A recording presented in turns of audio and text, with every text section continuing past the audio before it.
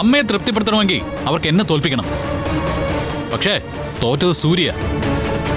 എനിക്കറിയോ, ഒരിക്കൽ നമ്മുടെ കമ്പനിയിൽ ജോലി ചെയ്യുന്ന ഒരു അസിസ്റ്റന്റ് മാനേജർ ഞാൻ തയ്യാറാക്കി വെച്ചിരുന്ന ഒരു ടെൻഡർ അഗ്രിമെന്റിന്റെ ഫോട്ടോ എടുത്ത് അവൻ മറ്റൊരാൾക്ക് അയച്ചു കൊടുത്തു. അന്ന് ഞാൻ അവനെ ചെയ്തത് എന്താണെന്ന് അറിയോ? കമ്പനിയിലെ മുഴുവൻ സ്റ്റാഫുകളും പുറത്തു പോയതിനു ശേഷം നമ്മുടെ കമ്പനിയുടെ അകത്തിട്ട് അവന്റെ കൈയും കാലും തല്ലി ഒടിച്ചു. അപ്പോ കമ്പനിയുടെ പ്രോജക്ട് മാനേജറായ വിജയകുമാർ, എന്റെ അളിയനെ ഞാൻ എന്താ ചെയ്യേണ്ടത്?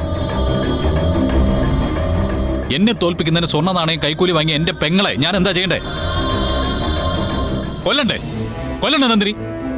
സാർ, സാർ ഇപ്പൊ പുറത്തേക്ക് വരാനോ അവരോട് സംസാരിക്കാനോ നിൽക്കരുത്.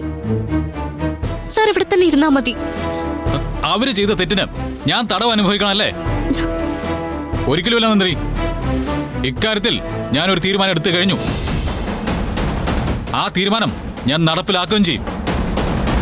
സാർ, ജയിക്കാൻ തീരുമാനിച്ചിറങ്ങിയാലേ എനിക്ക് ജയിക്കണമെന്ന് വാക്ക് മാത്രമേ അറിയൂ.